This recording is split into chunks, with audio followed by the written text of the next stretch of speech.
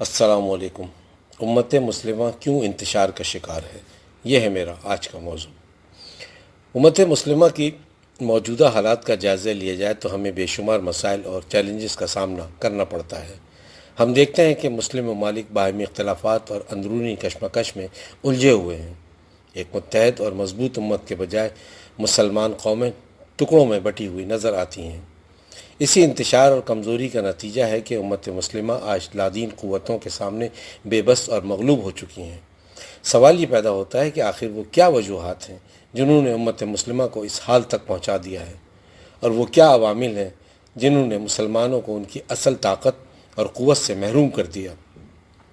امت مسلمہ کے انتشار اور کمزوری کی سب سے بڑی وجہ ایمان کی کمزوری اور عملی انحطاط ہے۔ قرآن و سنت کی تعلیمات سے دوری اور اسلامی احکامات پر عمل نہ کرنا مسلمانوں کی زوال کی بنیادی وجہ ہے۔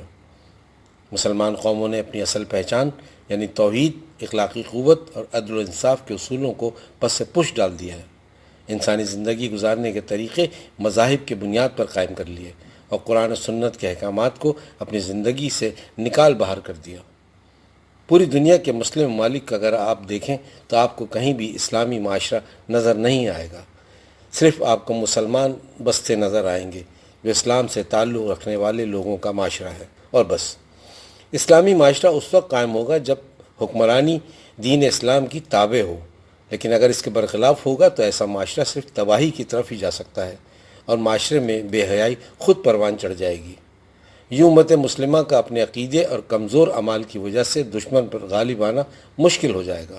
غزہ کے معاملات میں جو امت مسلمہ کا کردار ہے، یہ اس کی زندہ مثال ہے۔ آقائے دو جہاں حضرت محمد مصطفیٰ صلی اللہ علیہ وآلہ وسلم اور خلفائے راشدین کے دور میں مسلمانوں کی عظمت کی بنیاد ان کا ایمان اور اللہ کی راہ میں جہاد کا عزم تھا، لیکن آج مسلمانوں نے اپنے دین کو صرف نماز روزے تک محدود کر دیا، جبکہ عملی زندگی میں اسلامی احکامات کی کوئی پرواہ نہیں کی جاتی۔ یہی وجہ ہے کہ لادین قوتوں کے سامنے مسلمان بے اثر ہو گئے ہیں۔ مسلمانوں کی رسوائی کی سب سے بڑی وجہ قرآن و سنت سے انحراف ہے۔ اللہ تعالیٰ نے مسلمانوں کو قرآن میں ہدایت اور کامیابی کا راستہ بتایا ہے۔ سورہ آل عمران آیت نمبر 103 کو، تم سب اللہ کی رسی کو مضبوطی سے تھام لو، مگر مسلمانوں نے قرآن کی نفی کی اور مذاہب میں بٹ کر زندگی گزارنے کا راستہ اختیار کیا جو تباہی کا سبب بنا۔ دوسری وجہ علم سے دوری اور جہالت کا غلبہ ہے، کیونکہ مسلم ممالک میں تعلیمی معیار انتہائی پست ہے اور جدید علوم و فنون میں مسلمانوں کا حصہ نہ ہونے کے برابر ہے۔ اس جہالت کی وجہ سے مسلمان دنیا میں ترقی کرنے سے قاصر ہیں اور علم کے میدان میں پیچھے ہیں، مگر اس کے برعکس لادین قومیں علمی اور سائنسی ترقی میں آگے بڑھ چکی ہیں۔ مسلم حکمران ناچ گانے اور رقص و موسیقی کی محفل سجانے میں مصروف ہیں۔ یہی وجہ ہے کہ آج کے مسلمان جب تک علم کی اہمیت کو نہیں سمجھیں گے اور اپنی قوم کو علمی ترقی کی راہ پر گامزن نہیں کریں گے، تب تک وہ دشمن قوتوں کے سامنے سرنگوں رہیں گے۔ مسلم ممالک کا المیہ یہ ہے کہ ان کے حکمرانوں کی کمزور قیادت بھی امت کے زوال کا سبب ہے۔ جو غیر ملکی قیادت کے زیر اثر ہیں، جو اپنی ساری توانائی اقتدار کو بچانے میں لگاتے ہیں، ان کو عوام کے حقوق اور مسائل سے کوئی دلچسپی نہیں۔ امت مسلمہ کو ایسی قیادت کی ضرورت ہے جو دیانتدار، باصلاحیت اور اسلام کے اصولوں کے مطابق حکمرانی کرے۔ جب تک امت کو ایسی قیادت نہیں ملے گی جو ان کے مسائل کو حل کرنے کی صلاحیت رکھتی ہو، جب تک انتشار اور کمزوری کا سلسلہ جاری رہے گا۔ امت مسلمہ دنیا میں نہ صرف رسوا رہے گی بلکہ مغرب کی غلام بھی رہے گی۔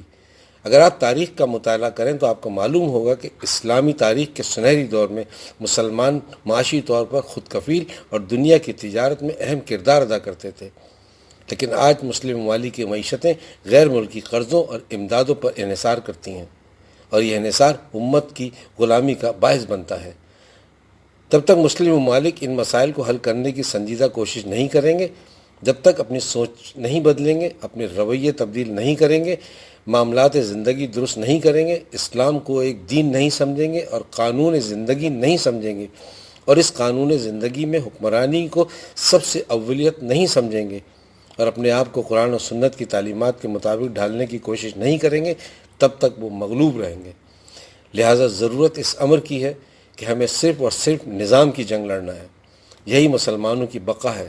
امت مسلمہ کو دوبارہ اپنے کھوئے ہوئے وقار اور عظمت کو پانے کے لیے ایمان کی تجدید، علم کی جستجو، باہمی اتحاد اور اسلامی اصولوں پر عمل پیرا ہونا ہوگا۔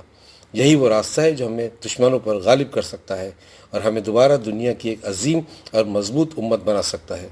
اللہ ہم سب کا حامی و ناصر ہو۔ والسلام، بابر فاروقی۔